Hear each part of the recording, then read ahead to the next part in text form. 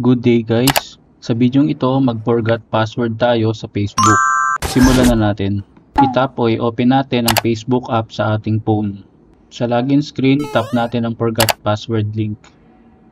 Enter natin sa designated space ang ating mobile number na ginamit natin pang-create ng account sa Facebook. At i-tap natin ang continue button. Pati po sana ang like and subscribe button. Thank you.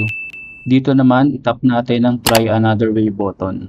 At sa choices, pumili tayo ng way kung saan natin gustong matanggap ang code na isisend ni Facebook. Dito sa video, ang pinili ko ay via WhatsApp, kaya nakatik ito. At itap natin ang continue button. Tapos, antay tayo ng code na isisend ni Facebook sa WhatsApp account natin. Katulad nito. So, mag-create na tayo ng bagong Facebook password natin. At itap natin ang continue.